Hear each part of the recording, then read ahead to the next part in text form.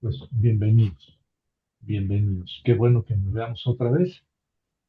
Hoy es nuestra segunda conferencia sobre Jesús histórico. Hablemos del Jesús histórico, que es un tema que, como les decía la vez pasada, hace 100 años era moda, ¿verdad?, entre los estudiosos de la Biblia escribir una vida de Jesús. Eso se derrumbó porque no tenemos datos suficientes para hacer una vida de Jesús, ¿no? Ustedes me dirán, bueno, es que hay mucho escrito sobre él en la Biblia, en los evangelios sobre todo. Sí, pero los evangelios no son libros de historia. Ese es el pequeño problema. Y nos enfrentamos con que con una facilidad extraordinaria se contradice. Uno dice una cosa, otro dice otra. Y luego ya no sabemos a la hora de decir, a ver, ¿Jesús dijo esto o dijo aquello? No, pues dijo algo parecido entre las dos o la suma de las dos. No, pues eso no funciona.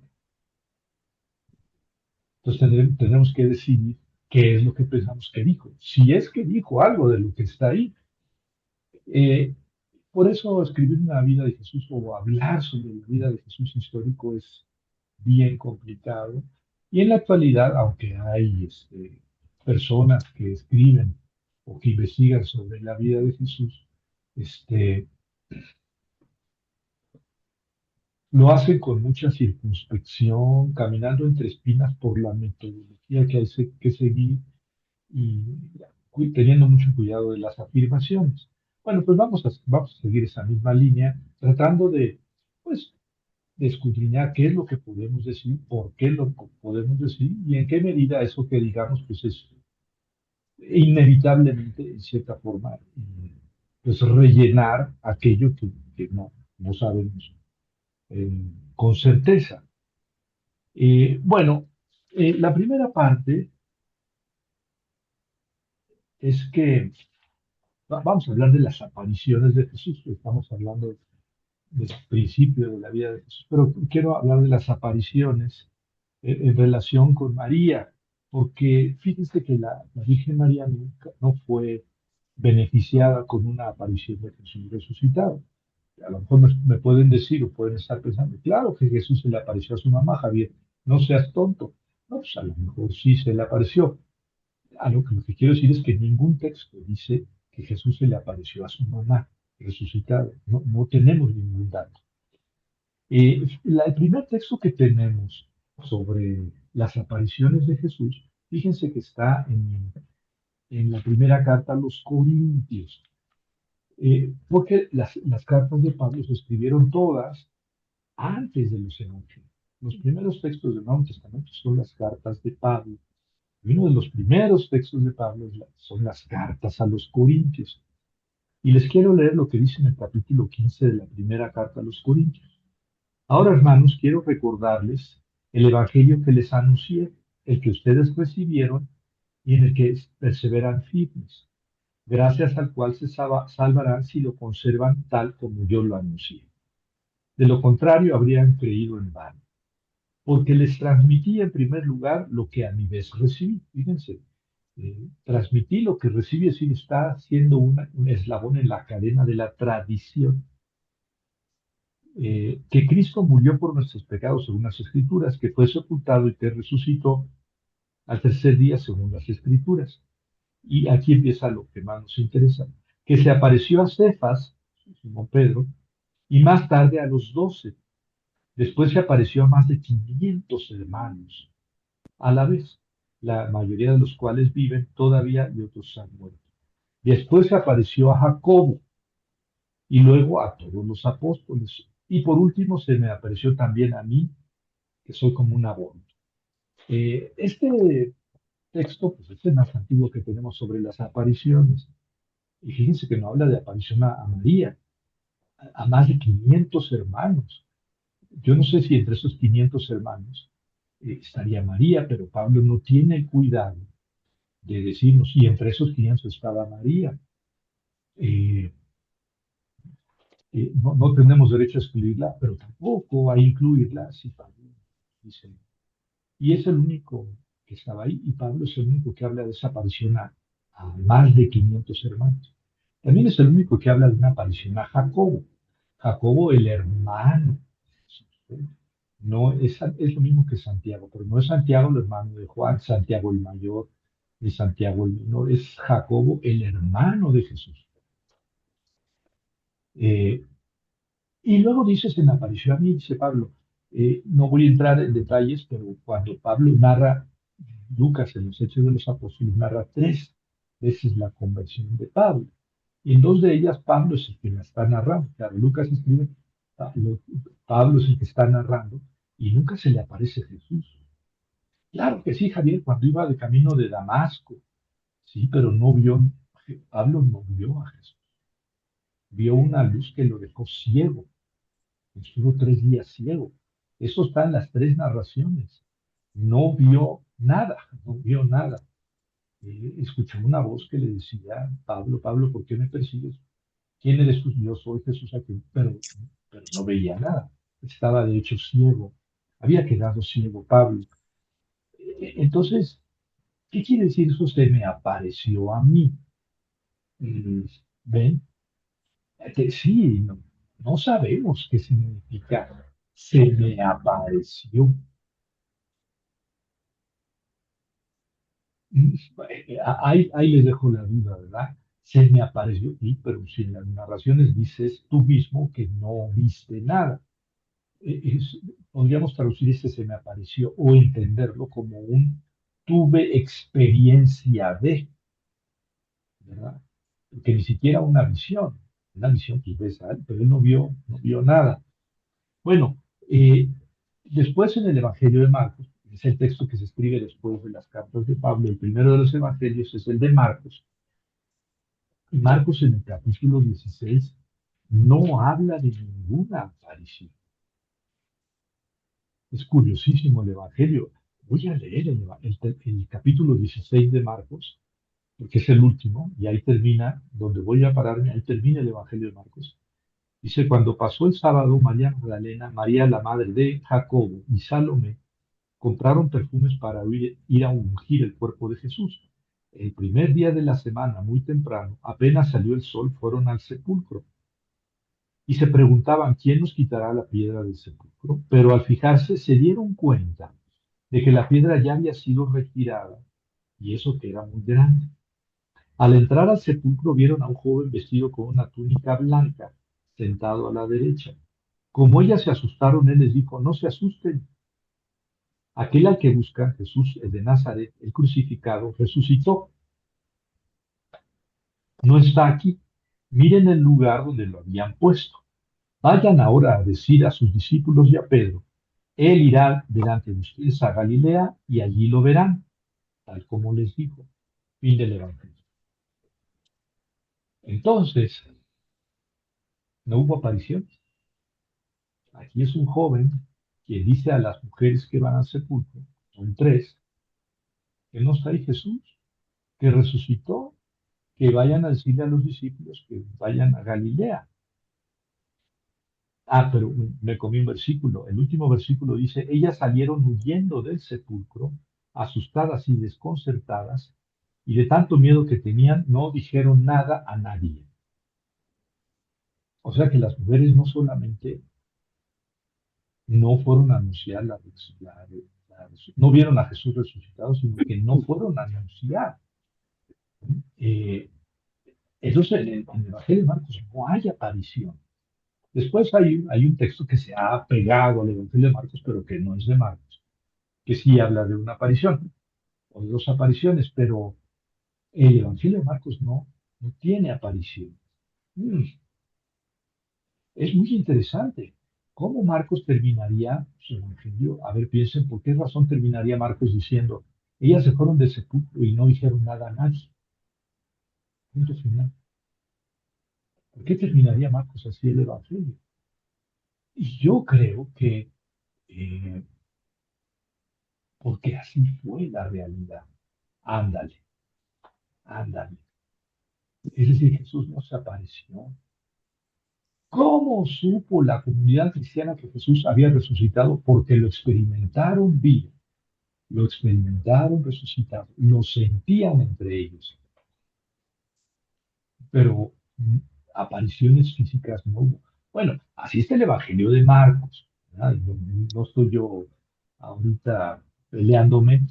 Por eso les decía al principio, es que si leemos la Biblia y queremos escribir realmente una vida de realmente lo que pasó, pues ya tenemos aquí un problema muy serio, porque Marcos no habla de apariciones, mientras que Pablo habla de muchas apariciones, pero unas apariciones sui generis, es decir, ¿cómo se le apareció a Pablo si Pablo nunca lo vio? Esa es Mm. la pregunta que hay que hacer. El Evangelio de Mateo habla de una aparición a dos mujeres. Marcos dice que fueron tres al sepulcro, pero Jesús no fue, les apareció un joven le dijo. En cambio, el Evangelio de Mateo sí habla de apariciones. Fueron dos mujeres al sepulcro el domingo temprano y se encuentran que el sepulcro está cerrado y baja un ángel y abre el sepulcro, mueve la piedra, se sienta sobre la piedra y los soldados, porque había soldados, estaban muertos de miedo, ¿verdad? De ver al ángel. Y entonces el ángel les dice, ahora vayan rápido a decir a sus discípulos, a las dos mujeres, ha resucitado de entre los muertos, irá delante de ustedes a Galilea, allí lo verán. Con miedo, aunque también con alegría, las mujeres partieron rápido del sepulcro y corrieron a dar el anuncio a los discípulos. En eso, porque fue un ángel el que les dio ese anuncio, en eso Jesús les salió al encuentro a ellas y las saludó. Ellas se acercaron, se abrazaron a sus pies y se postraron ante él. Entonces él les dijo, no tengan miedo, vayan y anuncien a mis hermanos que vayan a Galilea y allá me verán, ¿verdad? Y luego, después de eso, los 11, se supone que las mujeres fueron a llevar el mensaje y, y los discípulos fueron que vayan a Galilea, que vayan a Galilea. Galilea es pues, como un estado, ¿verdad? Al norte de Israel. No es una ciudad, es un estado. Que vayan a Galilea. Y entonces, la segunda escena es los 11 discípulos, porque Judas ya no estaba, fueron a Galilea al monte donde Jesús les había mandado, pero ni Jesús ni el ángel les dijeron exactamente qué monte, ni les dijeron vayan a Galilea. Galilea hay muchos montes, pero se entiende pues que el mensaje no se pasó correctamente. Eh, pero fueron al monte que Jesús les había indicado y al verlo, vieron a Jesús, se postraron. Jesús se acercó a ellos y les habló. Se entiende que es a los 11. Es un poco raro porque tanto el ángel como Jesús les dice, digan a los discípulos que vayan a Galilea y allá me verán. Y luego la escena donde se encuentran con Jesús es en el monte donde Jesús les había mandado, pero Jesús no les había dado ninguna indicación de un monte. Eh, Luego, después de esto, ya se fue, bueno, Jesús les dice a sus discípulos, vayan y prediquen, etcétera, y yo estaré con ustedes todos los días hasta el fin de los tiempos. Así termina el Evangelio de Mateo. Es raro, porque dice, yo estaré con ustedes todos los días hasta el fin de los tiempos. Pues sí, pero no estuvo. ¿Sí? O sea, se fue. Y aquí la pregunta es, ¿por qué resucitó o por qué se les apareció y después se desapareció? Es decir, después de eso se fue. Y la promesa a ellos fue, yo estaré con ustedes todos los días hasta el fin del mundo. Pues sí, pero no de carne y hueso. Ah, lo importante es la presencia de Jesús en espíritu. ¿Ven? ¿Ven cómo puede ser el sentido de la resurrección según San Marcos? Nada de que toquen ni que carne y huesos, sino la experiencia de que Jesús está vivo, experiencia espiritual o en el espíritu, de que Jesús está vivo. En el Evangelio de Lucas hay también una aparición. Ustedes conocen la aparición. A las mujeres que van al sepulcro no se les aparece Jesús, pero luego habla de dos discípulos que van camino de Maús, ¿se acuerdan? y que van caminando y van diciendo, no, no, pues es que ya se murió, y ta, ta, ta. Y Jesús se aparece en el camino, bueno, es una persona que ellos no reconocen y camina con ellos. Y le dice, ¿de qué van platicando? Pues de Jesús de Nazaret. ¿De quién? ¿Cómo quién es ese señor? Ah, pues serás el único que no conoce de lo que pasó en Jerusalén, que nosotros pensábamos que este sí iba a liberar al pueblo, ta, ta, ta, pero lo mataron y esto hace 3 días. Y entonces Jesús les empieza a hablar de las escrituras, que tenía que resucitar. Y ellos se emocionan, pero no saben que es Jesús, no lo reconocen. Y cuando les dicen, ellos dos le dicen, mira, nosotros nos vamos para acá. Y Jesús dice, no, yo me voy a seguir. Y le dice, no, quédate, ya es tarde, quédate con nosotros. Le invitamos a cenar. Y en lo que Jesús lo bendice, parte el pan y lo bendice, ellos reconocen que es Jesús. Pero en cuanto voltean a verlo, o en cuanto le fijan la mirada en él, Jesús desaparece. Entonces regresan a Jerusalén. Esa aparición es muy significativa porque es simbólica. O sea, esos dos discípulos no reconocieron a Jesús resucitado. Caminó con ellos, les explicó las escrituras y no reconocieron su voz, no reconocieron su físico. Llegaron a la casa y tampoco, y lo vieron de cerca y de frente y tampoco. Cuando bendijo el pan y lo partió, entonces lo reconocieron, pero en ese momento se desapareció. Es bien simbólico. ¿Dónde se encuentra uno a Jesús? En la Eucaristía, en la fracción del pan. Ahí es donde descubres a Jesús. Está clarísimo el mensaje. Y por el otro lado está oscurísimo. A Jesús no lo reconoces, ni siquiera se está sentado enfrente de él. ¿Sí? Por eso es tan curiosa esa aparición a los discípulos de Maús. ¿Aparición? No, sí lo vieron. Lo- Cuando lo vieron muchas veces y cuando lo reconocieron fue en la fracción del pan. Bueno, es teológico el texto. Y después de eso, los dos discípulos regresan a Jerusalén, se encuentran con los discípulos reunidos y Jesús se les aparece a todos estando reunidos en Jerusalén. Este, les dice la paz sea con ustedes, ellos sorprendidos y aterrorizados creían estar viendo un espíritu, ¿ven? Entonces, que se les dice, ¿por qué están asustados? Soy yo mismo, tóquenme, etcétera. Y ya después les da unas instrucciones y después los lleva a un lugar cerca de Betania, los bendice y se va. Sí, claro, tenemos que preguntarnos, oye, Jesús, ¿para qué resucitaste de carne y hueso si te ibas a ir el mismo día de la resurrección? Porque aquí es el mismo día de la resurrección. ¿Ven? Entonces, más bien lo que parece postizo aquí son las apariciones, que Marcos no tiene, que en Mateo las indicaciones no están bien, se le, se le fue la liebre a Mateo, porque Jesús les dice, vayan a Galilea, allá me verán, díganle a mis discípulos. Y después dice, y fueron a Galilea, al monte que Jesús les había indicado. ¿Cuál monte? No les había indicado ningún monte. Pero ese mismo día Jesús los deja. Pero les dice, yo estaré con ustedes todos los días. O sea, yo creo que aquí el mensaje es claro. La presencia de Jesús entre sus discípulos y su comunidad es una presencia espiritual. Juanito, el Evangelio de Juan, también habla de apariciones en el capítulo 20. Se le aparece Jesús a María Magdalena, pero María Magdalena al principio no lo reconoce hasta que él le dice María. Entonces ya la voz, ta, ta, ta, y entonces reconoce a Jesús y le dice a Jesús, ve a decirle a mis discípulos, ¿verdad? Y ese mismo domingo se aparece a sus discípulos, ¿verdad?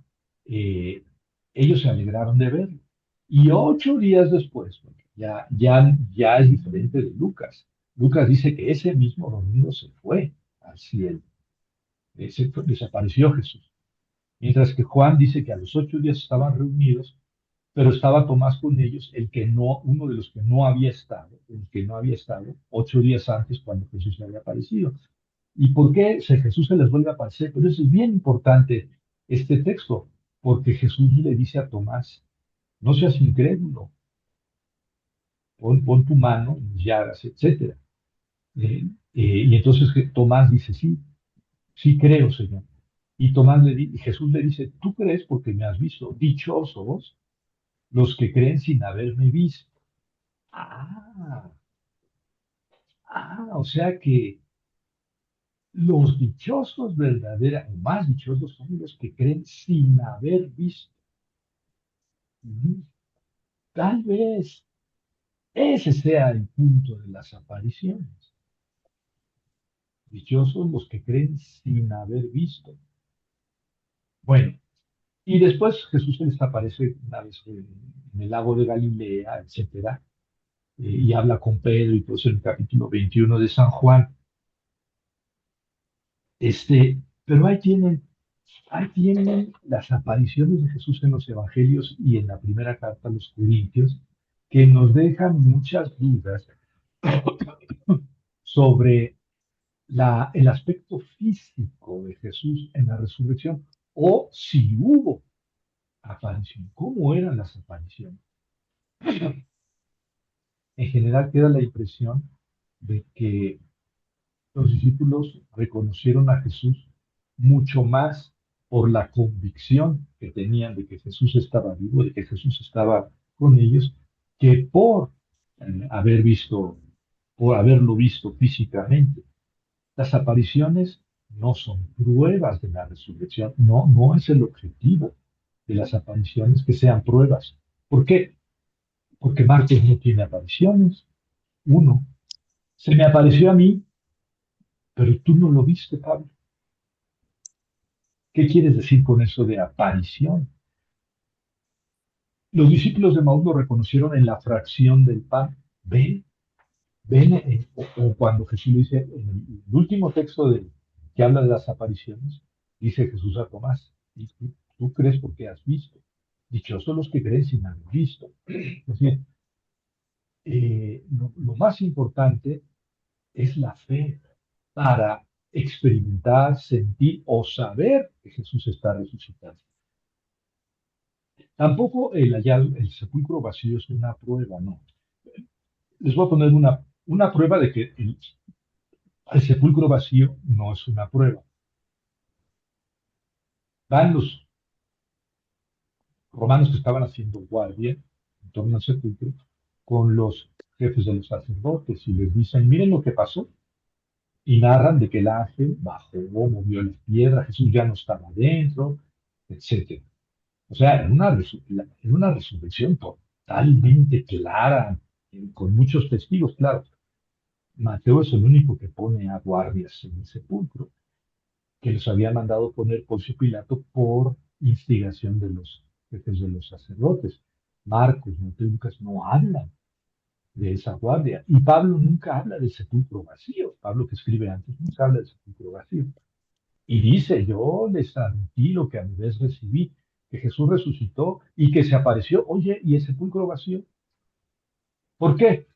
Porque van los sumos sacerdotes, los jefes de los sacerdotes, van con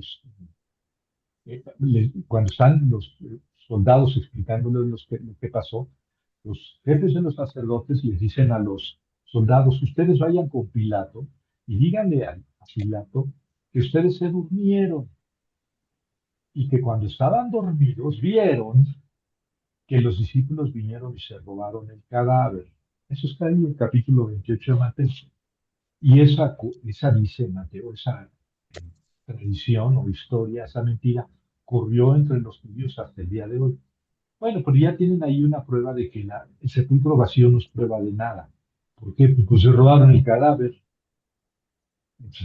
Entonces ya el hecho de que el sepulcro esté vacío ya no prueba nada. Eh, sí, mi argumento es que ni el sepulcro vacío ni las apariciones son prueba de la resurrección. Y entre paréntesis, hay que notar aquí que Jesús no se apareció a María.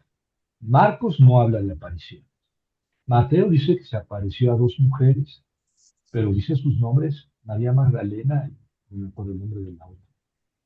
Lucas habla de cinco mujeres por lo menos, y no aparece María, la madre de Jesús. Juan habla de una aparición a María Magdalena y luego los discípulos, y no está María ahí. Esto no es de extrañarse, porque Mateo, Marcos y Lucas, cuando Jesús es crucificado, dice que esas mujeres, esos evangelistas dicen que esas mujeres que fueron al sepulcro, entre otras, estaban mirando el lugar y la muerte de Jesús en la cruz, mirando de lejos. Los tres aclaran eso. Mateo, Marcos y Lucas dicen mirando de lejos. Eh, vieron la cruz y vieron dónde lo sepultaron y por eso el domingo fueron al sepulcro a ungir el cuerpo de Jesús, el cadáver. Pero en ningún momento se menciona a María entre las mujeres que fueron con Jesús en ese viaje a Jerusalén. Ni Mateo, ni Marcos, ni Lucas, ¿verdad? Eh, Juan sí, Juan, que se escribe mucho más tarde. El Evangelio de Marcos es sobre el año 60. El Evangelio de Mateo y Lucas es sobre el año 80, 85. El Evangelio de Juan es el fin del siglo primero. Y Juan sí pone a María, María Magdalena, las tres Marías, ¿no? María Magdalena, María la Madre de Jesús y la otra María, las tres Marías, al pie de la cruz. Y entonces Jesús viendo a su madre y junto ahí al discípulo a quien amaba, le dice, mujer, ahí a tu hijo. Y luego dice al discípulo, hijo, ahí tienes a tu madre. Eh, este texto de Jesús hablando a su mamá al pie de la cruz, que estaba al pie de la cruz, es muy teológico, porque María viene a ser como el símbolo del judaísmo que ha aceptado el cristianismo. El judaísmo que acepta el cristianismo. Mujer, ahí tienes a tu hijo. Es decir, pueblo judío, ahí está tu nuevo hijo, el cristianismo. Y luego le dice al hijo, hijo, ahí tienes a tu madre. Es decir, recibe a mi madre como tu madre. Es muy simbólico ese texto, pero es muy raro porque, eh, Juanito nunca menciona a María, la madre de Jesús, más que eh, al principio de la vida pública, cuando fue a las bodas de Caná, María, ¿no? Y después fue cuando la casó con el mundo. De ahí en fuera, nunca dice Juan que María fuera a Jerusalén con Jesús, ni cuando resucitó a Lázaro, que estuvo allá en Betania. Nada más en la pie de la cruz la menciona, pero después de eso no la menciona cuando va María Magdalena al sepulcro. No, no dice que fuera también la madre de Jesús. Jesús se le aparece a Mary Magdalene, pero no aparece mencionada María. Entonces, eh, me parece a mí que la presencia de María al pie de la cruz de Jesús es un detalle teológico añadido, pensado por Juan, pero que María no estuvo en el último viaje de Jesús a Jerusalén, porque sería muy sorprendente que María hubiera estado ahí y ni Marcos, ni Mateo, ni Lucas la hubieran mencionado. Y Juan la menciona en la crucifixión, pero no en la resurrección, lo cual me parece todavía más raro. ¿Por qué si la mencionaste al pie de la cruz, no la mencionas 2 días después, el domingo, en la resurrección? Entonces, mi visión hasta donde voy es, Jesús no tuvo apariciones físicas de carne y hueso. Lo más importante de la resurrección de Jesús es la experiencia de la comunidad de que Jesús está vivo. Yo soy los que creen sin haber visto. Y por otro lado, Jesús no se apareció a su mamá, pues porque ningún texto lo dice, ninguno. Y seguramente María no fue a Jerusalén cuando Jesús murió, cuando lo crucificaron, ¿verdad? Eso es pues mi armazón de la vida de Jesús.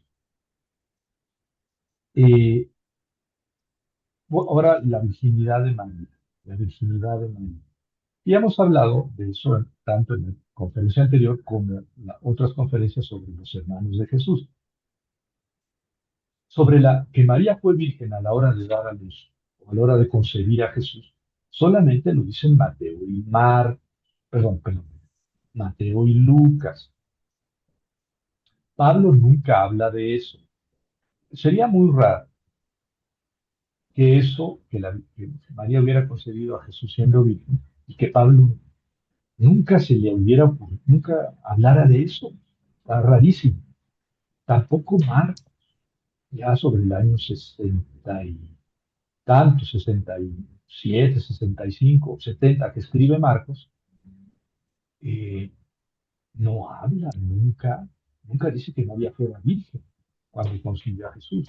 Tampoco Juan, y eso es lo más llamativo, Juan es el último de los evangelios, y, y nunca dice que María fuera virgen cuando concibió a Jesús.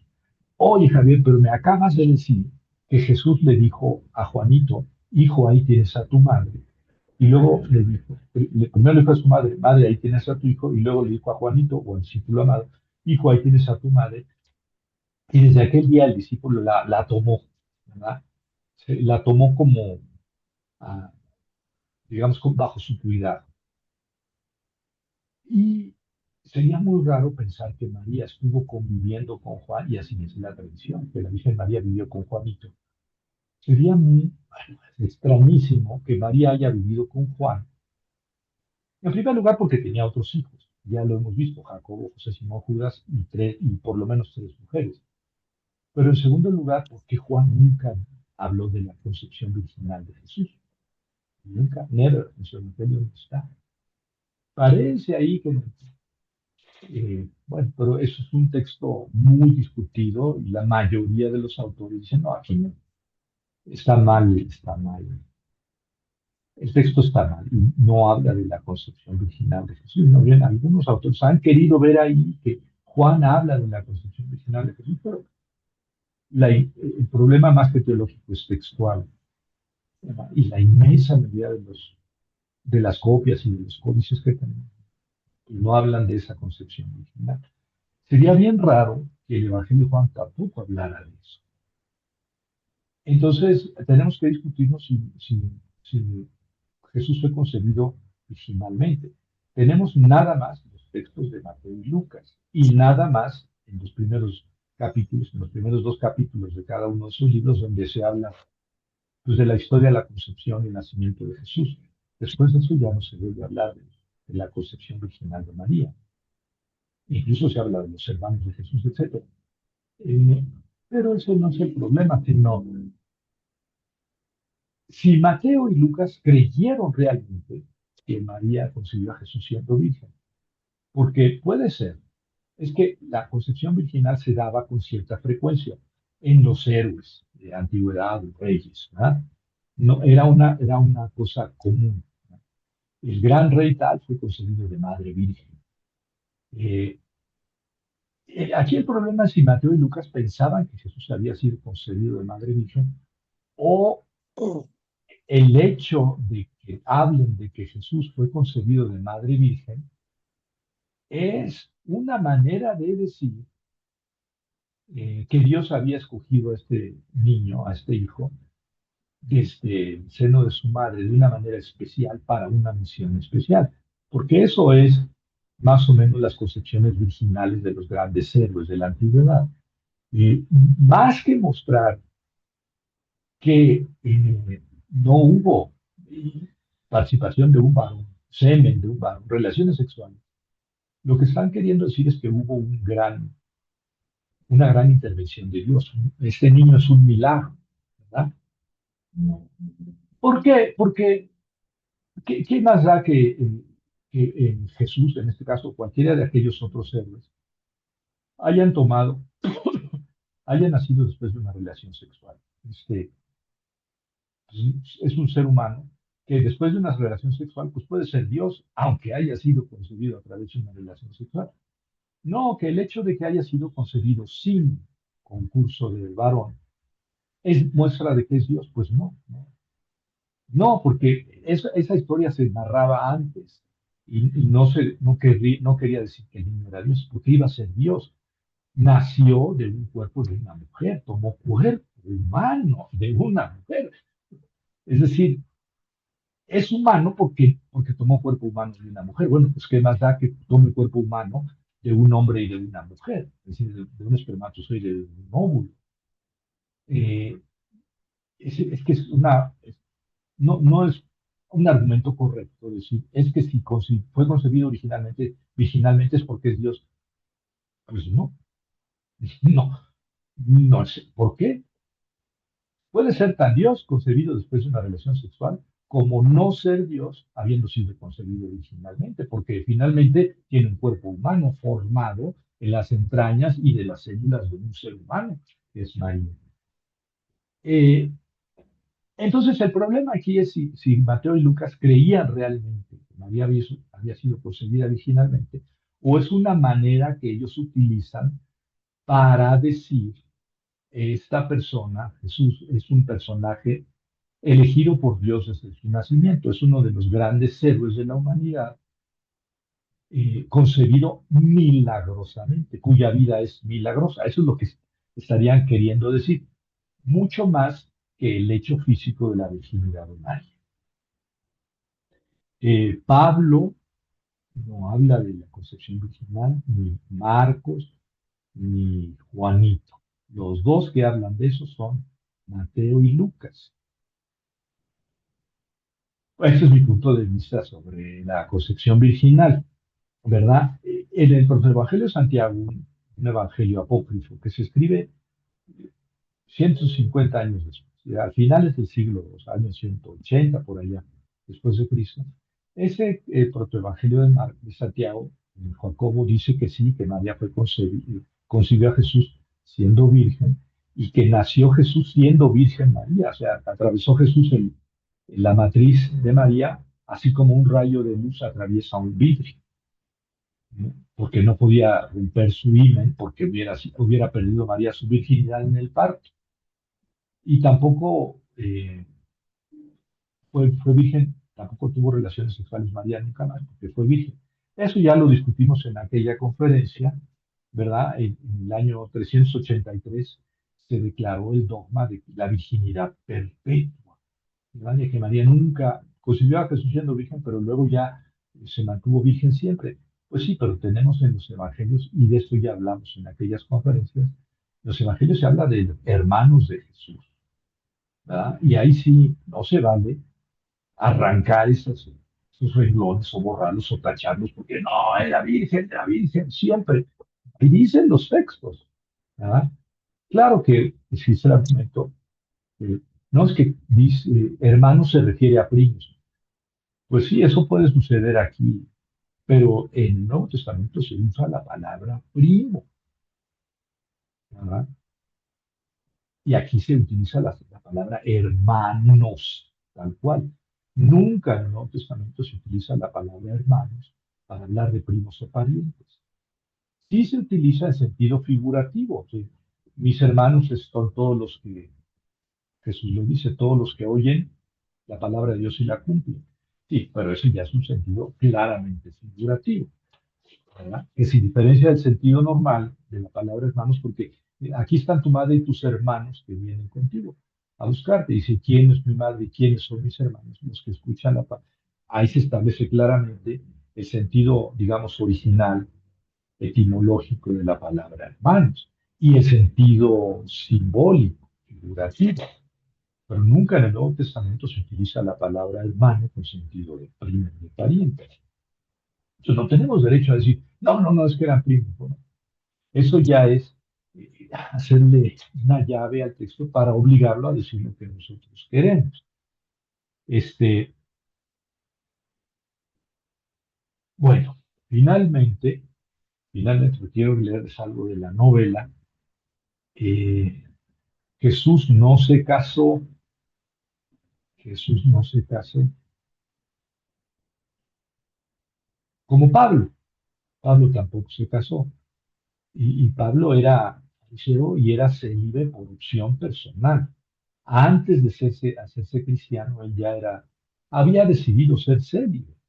Yo no digo que cuando se hizo cristiano no resignificó su celibato, a lo mejor sí, pero ya su opción de vida antes de ser cristiano era opción celibataria. Los demás discípulos de Jesús eran casados, todos, todos, así lo dice Pablo en la primera carta a los Corintios. Todos los discípulos de Jesús eran casados, pero Jesús no, y Pablo tampoco. Pero Pablo, insisto, antes de de ser cristiano, ya había optado por el celibato. Eh, yo una vez estuve en una conferencia, en un simposio organizado por alumnos en la Iberoamericana sobre Jesús y el psicoanálisis. Y tuve la fortuna de escuchar a un sacerdote anglicano, Ricardo Blanco, psiquiatra, o psicoanalista o psiquiatra, no sé, alguna de las dos, además de teólogo. Y le preguntaron, fíjense, yo no me acuerdo la conferencia que dio, no me acuerdo de qué, pero una de sus preguntas sí me acuerdo, que le lanzó el público al finalizar. Dice, padre, Ricardo Blanco, Jesús se casó y dijo una respuesta muy acertada desde dos vías. La primera es los datos que hay en los evangelios y la otra es lo que él piensa, las dos muy acertadas. Y dice, bueno, ningún texto de la Biblia dice que Jesús se casara. Y sería muy raro que Jesús se hubiera casado y nunca se hubiera mencionado ni a su esposa ni a sus hijos. Sería muy, muy raro. Pero el del hecho de que no se hable, no se diga que se casó, pues no podemos concluir que no se casó. Simplemente no se habla, nunca, eso nunca se dice de él. Sería muy raro, sería muy raro porque no se menciona en absoluto ni su esposa ni sus hijos. Más bien parece que Jesús no se casó. Pero en cualquier caso, y eso es lo que me llamó mucho la atención de su respuesta, en cualquier caso, la actitud de Jesús con las mujeres, véase con María Magdalena, con María de Betania, con eh, muchas mujeres, con la samaritana, con muchas mujeres con las que Jesús interactuó. En su interacción con las mujeres, Jesús es una persona, no sé cómo decirlo, altamente normal en el trato con las mujeres, altamente educado, pero no solamente educado, abierto, cariñoso, respetuoso. En términos de Ricardo Blanco, aquel sacerdote, Jesús era una persona que sublimó sin traumas, sin desviaciones, la relación con la mujer, con las mujeres. Y a mí me llamó mucho la atención la relación de Jesús con las mujeres. Muy sana, muy profunda. Jesús no tiene miedo de encariñarse con una mujer, de hablar directamente a una mujer, de incluirlas en su grupo de seguidores. No tiene miedo. Dice, y eso es lo más significante de Jesús, no tuvo un trauma. O sea, si se casó o no se casó, no tuvo un trauma en su relación con las mujeres. Y eso me pareció simplemente hermoso. Yo pienso que no se casó, porque sí me parece que hubiera sido muy raro que se hubiera casado y que los evangelios nadie hablara de eso, ¿verdad? Claro, hay novelas en la actualidad que sí dicen que el Código Da Vinci que se casó y que tuvo hijo con María Magdalena, etc. Pero yo creo que decir que se casó es aventurado. Es no forzar los textos porque ningún texto dice que se haya casado. Yo creo que sobreinterpretar los textos. Entonces yo doy por, en la novela, yo doy por supuesto que Jesús no se casó. Y ahora les quiero leer algo de la novela, les quiero leer algo de la novela. Estamos en la página 12. A ver, un ratito. Ustedes me dicen, cállate Javier, ya no queremos escuchar tu novela. Pero pues no quiero forzarlos mucho. Leo tal cual. Jesús Perdón, Simón apareció en el umbral de la puerta. Era él, pues todos los demás estaban en ocupaciones familiares y la predicación. También Simón, pero aquellos días quería permanecer en Nazaret con su madre, Ruth y María. En cierta forma, María lo esperaba. Sabía que Simón buscaría la oportunidad para hablar con ella sobre lo que tantas veces había comentado en familia. Simón era ambas cosas, el más inquieto y el más pacífico. Había discutido largamente con Jacob sobre la presunta aparición de Jesús. Jacob amaba a su hermano mayor como nadie. Lloraba afirmando que lo había visto, que había hablado con él, pero era perfectamente consciente de que Jesús había muerto y de que sus visiones eran fruto del amor que le tenía.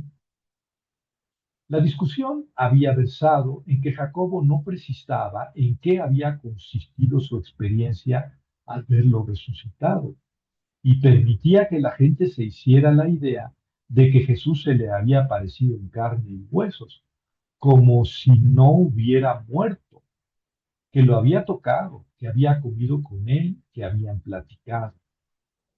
La gente se forma historias, crea narraciones, simplifica todo, lo reduce a hechos físicos, le había reclamado Simón.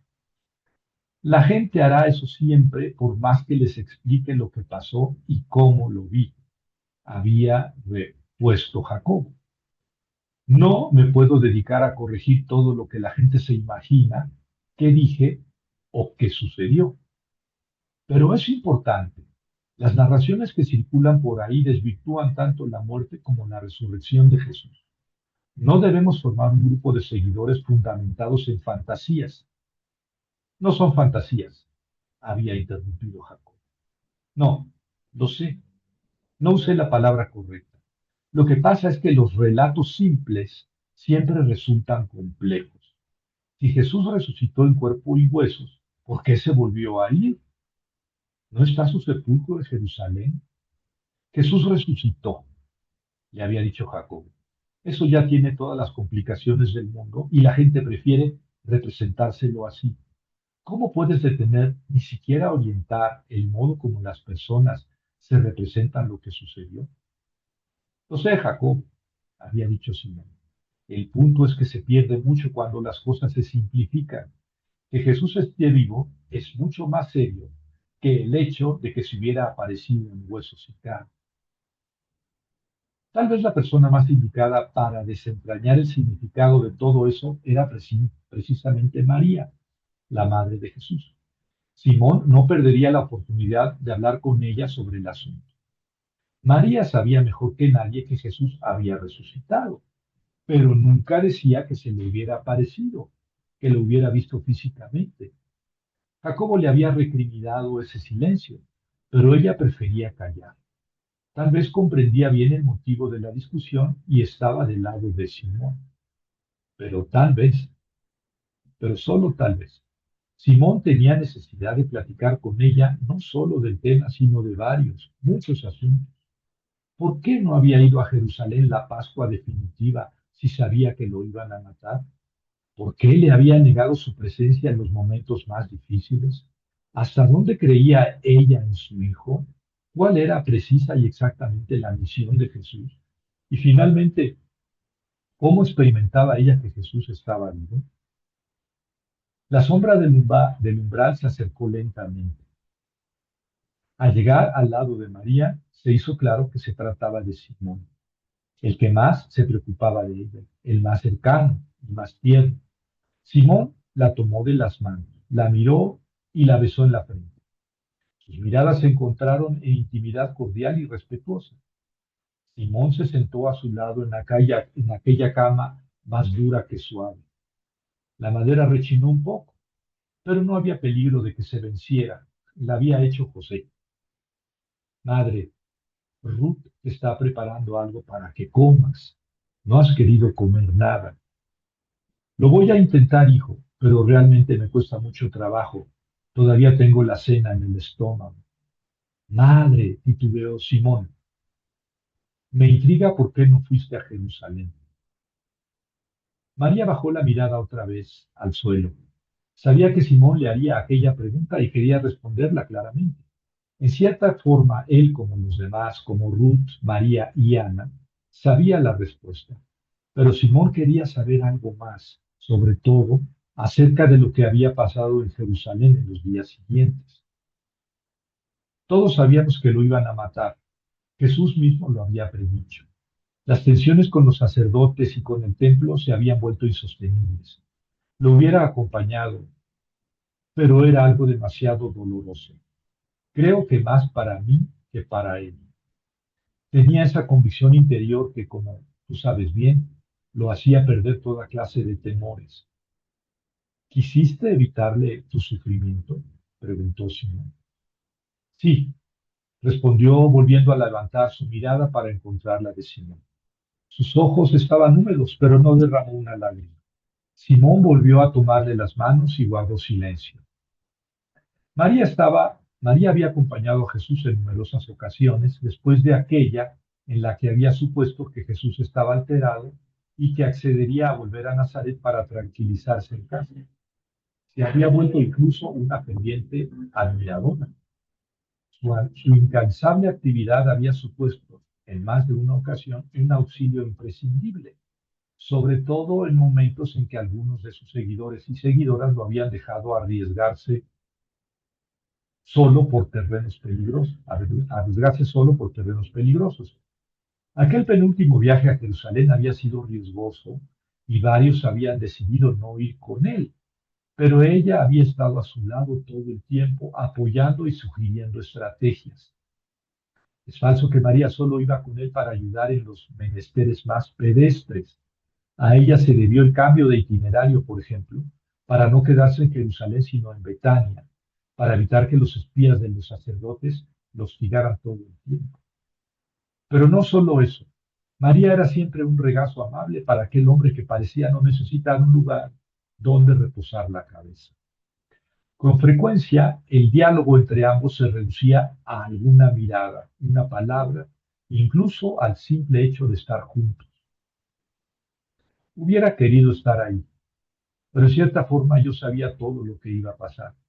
He visto demasiados crucificados en nuestra tierra y se dicen muchas cosas sobre las torturas que sufren previamente por parte de los guardias.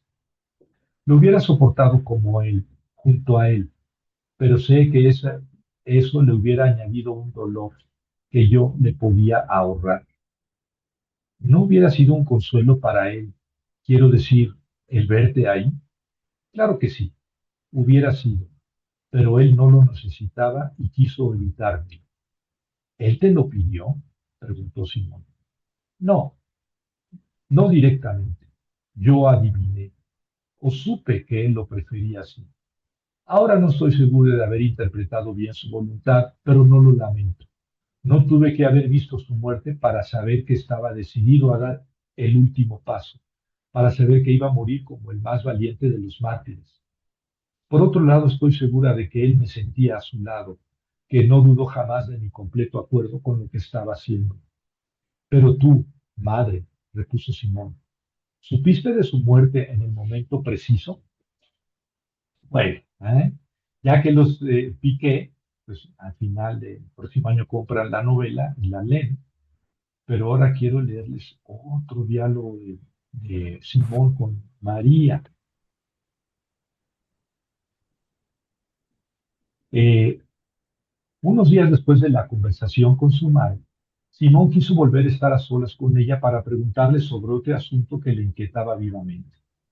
Tenía la vaga sensación de que si dejaba pasar el tiempo, María moriría sin dejarle claro qué había pasado cuando concibió a Jesús. Se habían despertado rumores de que lo había concebido siendo virgen, y esa idea no le agradaba ni mucho ni poco, pero no se atrevía a rechazarlo como algo obviamente falso o sin sentido. Lo pensaba con cierta angustia porque no solamente lo consideraba falso, sino ajeno a todo lo que había vivido con la familia de Jesús durante toda su vida. Pero no solamente rechazaba la idea porque, de ser cierta, se hubiera sentido alienado de una realidad que incumbía a toda la familia. Pero sobre cualquier argumento que se presentaba a sí mismo en sus cavilaciones, aquello no le cuadraba con la forma de ser de sus padres, de Jesús y de Dios. En efecto, en toda la Biblia no se habla de una concepción virginal. Esas historias son de otras naciones. Abundan en ellas héroes, reyes y libertadores que presuntamente nacieron de madre virgen. Simón pensaba que en aquellas culturas se representaban aquellos grandes personajes como nacidos de mujer, de madre virgen, para exaltar su misión, su valor o su conexión con Dios, pero que en realidad no pretendían afirmar dicha concepción virginal. De todos modos, pensaba, tenía que preguntar sobre ello a su madre. La ocasión no se hizo esperar. Volvió a entrar en la habitación de María, que ya prácticamente no salía de ella. Se aproximó con tiento, pues quería estar seguro de que ella estaba en disposición de hablar. Tampoco ese día había tomado más alimento que el desayuno y todos estaban preocupados por su salud. Madre, corre la idea de que concebiste a Jesús siendo virgen, dijo Simón con la mirada fija en la de su madre, que le respondió la actitud inquisitiva. ¿Te preocupa? Preguntó María. Es lo mismo que la resurrección. El cuerpo de Jesús está en su sepulcro. Si lo sentimos con nosotros después de su muerte es otro asunto. Es como si estuviera vivo o como si no hubiera muerto. Pero eso no quiere decir que resucitó, que se levantó de entre los muertos, que caminó y comió entre nosotros para luego absurdamente volver a irse. La gente dice cosas que desvirtúan lo que Jesús era realmente, lo que hizo y dijo. Tu padre y yo estábamos casados. Mantuvimos relaciones durante algunos meses antes de concebir a Jesús. ¿Por qué no dices nada? Hay personas aquí en Nazaret que afirman que lo concebiste siendo virgen. Simón, de otras personas se afirma que fueron concebidas virginalmente. Sí, pero esta persona es Jesús y tú eres su madre. ¿Por qué lo permites? Nunca nadie ha dicho ante mí que yo lo concebí virginalmente. Los que viven entre nosotros, los que nos conocieron desde entonces, no se atreven a decirlo frente a mí porque saben que es falso. Pero aún así lo dicen. No lo hacen para agredirnos, ni a ustedes, ni a José, ni a mí, ni a Jesús, ni a mí. Pero, insistió Simón, la verdad es lo que sucedió, lo demás es falso.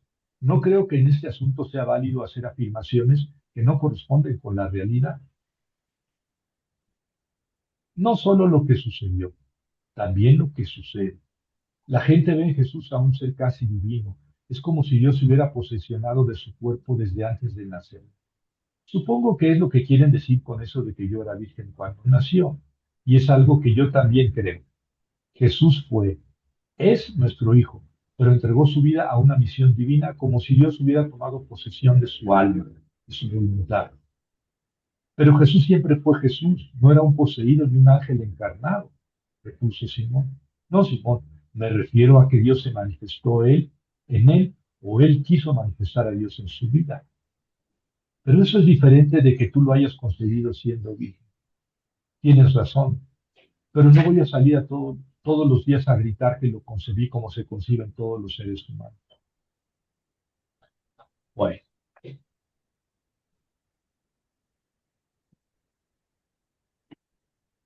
¿qué les parece?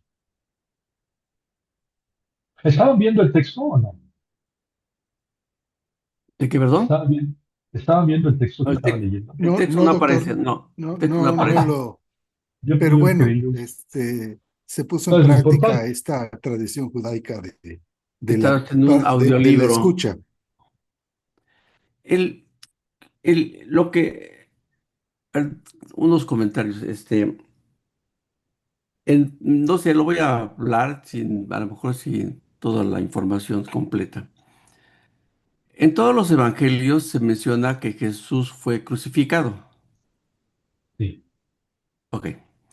¿En qué evangelio se menciona que lo que expresó Jesús, que dice, Jesús, ¿por qué me has abandonado? Dios mío. Pensando en que él viene de Dios, de su Padre.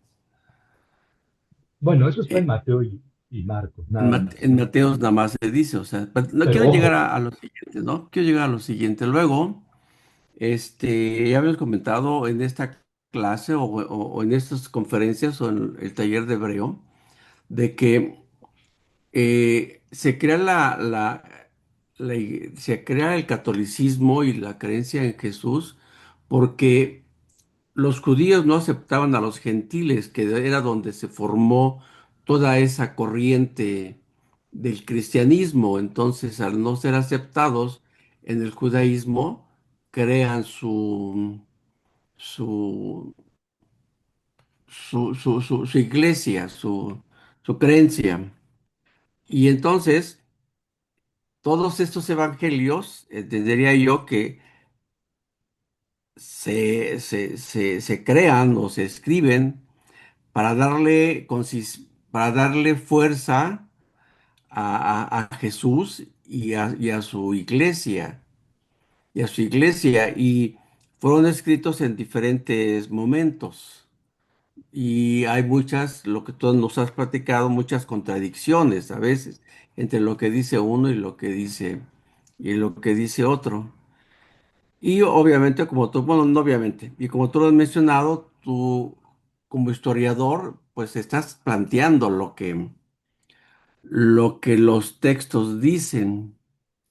Y ahorita que estaba escuchando la parte de de tu próximo libro que leeremos mucho, yo creo, habiendo tantos millones de creyentes, al, algunos que lean tu texto de decir ese diálogo de Simón con María, de que, ¿por qué no dice que Jesús nació de ella y no de una manera, y no de María como Inmaculada? Yo creo que la reacción sería muy fuerte, muy impactante, incrédula, para poder tomar esa información como algo que dijera, lo voy a leer, ¿no?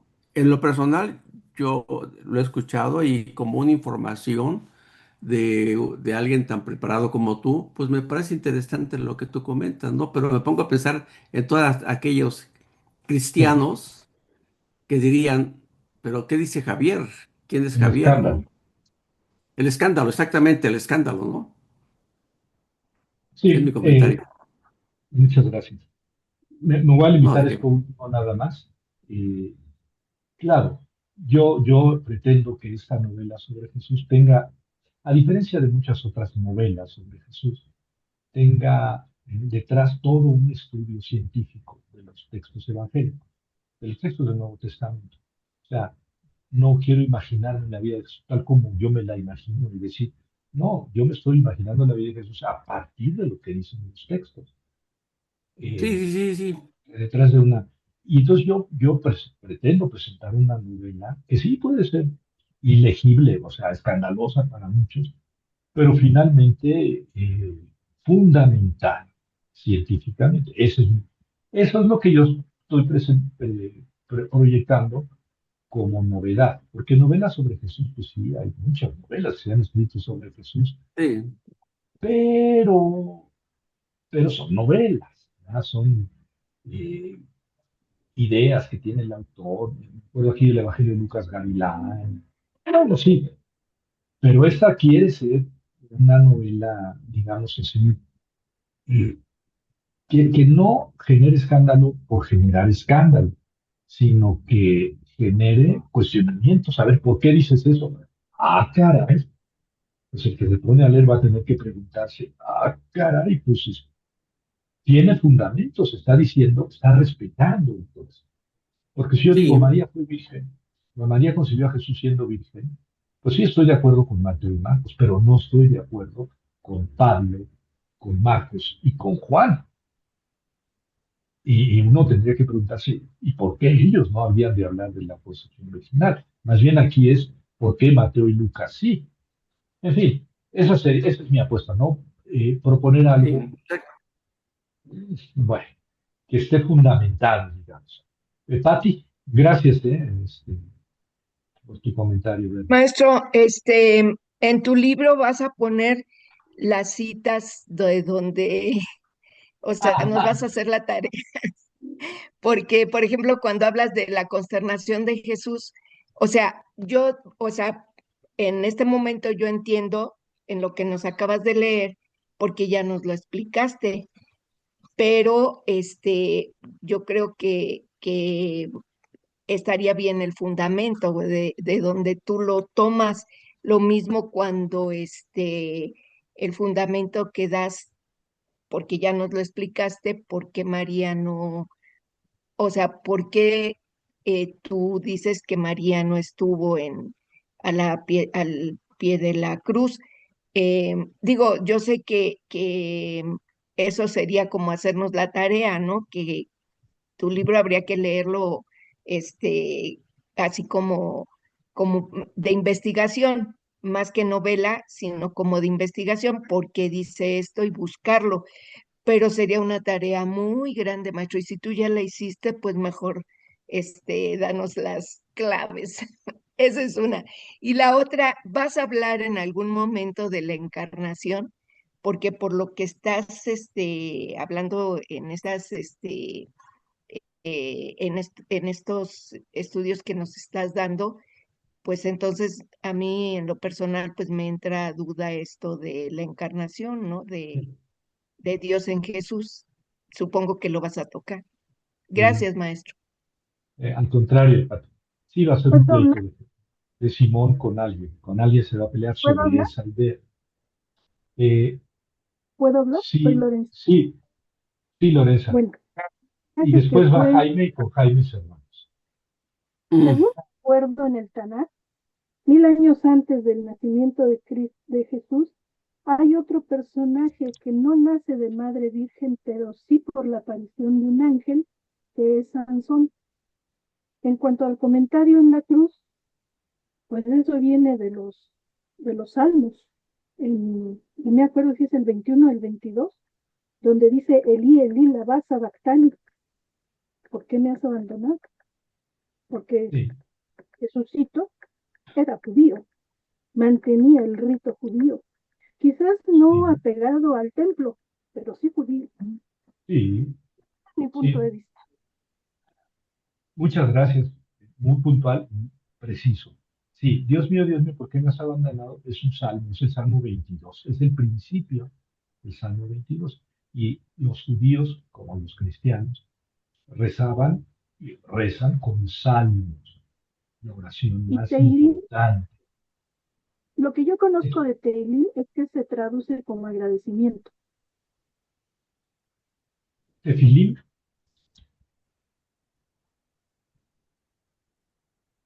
es que no Sí, entendí. hasta donde yo sé, la palabra Teilín, que es salmo, Ajá, Tequilim de Salmos. lo traducen como salmos. Yo lo he visto muchas veces traducido como agradecimientos. sí. Bueno, el verbo es halal, ¿no? El verbo es halal, tehilim. Halal es, de ahí viene aleluya, alabanza. eh, bueno, pero en cualquier caso es una oración litúrgica, ¿verdad? Entonces, sí, Jesús a la hora de decir eso está, digamos, tomando un salmo judío como expresión de queja a su padre. Bueno, Jaime y terminamos. Y buenas noches, profesor. Y buenas noches a todos. Oiga, una pregunta. Yo tomé un curso de Biblia en la parroquia donde voy, y el padre nos comentó que los originales, con el tiempo en los papiros donde se escribió, se fueron, bueno, fue la explicación que nos dio, se fueron degradando, ¿sí? El material donde se escribió supuestamente los primeros evangelios y después se reescribieron. Pero mi pregunta es cosa que nunca me contestó el padre, porque dice que todo era de oídas. Y quien estaba con las personas, en este caso los que estuvieron cerca de Jesús, independientemente de los apóstoles, pues iban hablando y fueron escribiendo. De ahí, de que está desfasado la época en que se escribió cada evangelio. De ser así, Pues quiero entender que ha habido muchas modificaciones de el original, por decirlo así, y que se reescribió. Ahora, ¿quién reescribió? Tampoco me dijo el, el, este, el padre, o sea, ¿quiénes fueron las personas que lo reescribieron? Y otro punto, o sea, su novela se me hace bastante interesante y como comentó Patti, pues sí, es más allá de novela, es hacernos, y como usted lo comentó, cuestionarnos muchas cosas, pero ahí sí estoy de acuerdo con Pati que sí puede poner la referencia bíblica de dónde está tomando todo eso para que nosotros tengamos ese soporte, y no nada más nosotros, sino todos los lectores que vayan a comprar su libro. Y Muy por bien, muchas gracias. otra cosa, retomando lo que dijo Berna, pues mire, sí es cierto, o sea, si uno empieza a leer los evangelios, sí hay contradicciones, hay cosas que menciona uno, otros que no, como este último que estuvo comentando, como que termina muy abruptamente, como que a mí me da la impresión, ya en lo personal, como que nada más fue relleno, sobre todo lo de Marcos, que ya los últimos versículos, fueron pues terminados posterior, y en otro curso de Biblia que tomé, nos dijeron que efectivamente esos se escribieron posterior y se anexaron. Quiero saber si eso es verdad. Este, se anexaron al Evangelio de Marcos, de acuerdo a sus seguidores y la gente que lo terminó de escribir. Entonces, partiendo de mi otra pregunta que yo me hago, bueno, si la religión católica empezó a hacer, eh, a revisar todo lo que estaba escrito sobre Jesús, sobre sus enseñanzas, sobre la gente que atestiguó de todos sus milagros, pues fueron quitando muchas cosas y se fueron acomodando, digo, esa es una realidad, se fueron acomodando a lo que estaba surgiendo o lo que ellos querían sustentar como religión.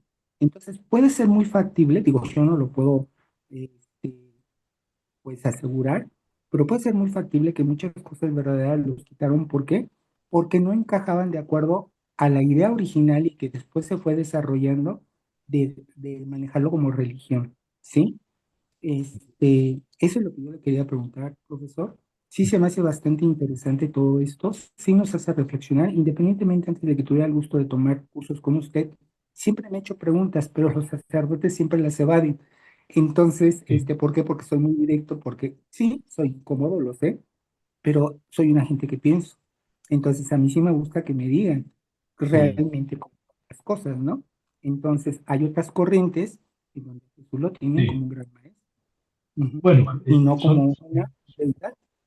son muchas cosas las que tú dices, muchas cosas, y Ajá. no nos va a dar tiempo. Te agradezco más bien No, sí, tanta inquietud, eso nos ayuda a todos, este, para que sigamos buscándole y sigamos preparándonos, pero por el tiempo, no puedo dedicarme a, porque son además cosas muy serias las que has dicho, ¿no? Ciertamente sí, el final de Marcos habla de una aparición o de dos apariciones, pero es algo añadido y eso lo sabemos todo el mundo. Eh, ¿Por qué se había añadido ese segundo final a Marcos, donde hay apariciones?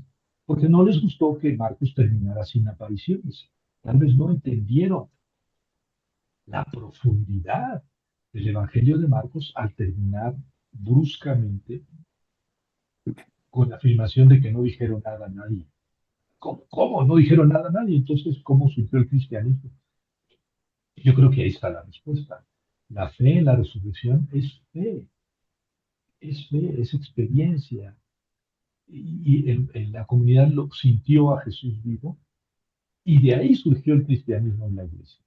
Y sí, ahí sí. entre el Evangelio de Marcos, que es el primero, y la muerte de Jesús pasaron 40 años. ¿Sí? Ujú. O sea, todo eso que tú dices, bueno, es que pasaron muchas cosas en 40 años, sí, pasaron muchas cosas en 40 años. El caso es que nadie estaba escribiendo cuando Jesús estaba hablando y viviendo. Yo antes me imaginaba que Mateo el evangelista era el apóstol Mateo, y que estaba detrás de Jesús escribiendo todo, y luego decía, Jesús, danos un descanso porque ya has hablado mucho, yo quiero, ¿no? Y no, resulta que Mateo el apóstol no es el que escribió el Evangelio. El Evangelio de Mateo se escribió 50 años después de la muerte de Jesús. Eh, y el de Marcos, 40. Es decir, hay mucha historia entre el Jesús histórico y los evangelios. Y yo creo que con eso podemos Sí. terminar, para no quitarles Ujú. más tiempo. Que descansen, nos vemos la Gracias, Javier, por próxima. todo. Gracias, buenas noches. Gracias, estamos en contacto. Muchas gracias.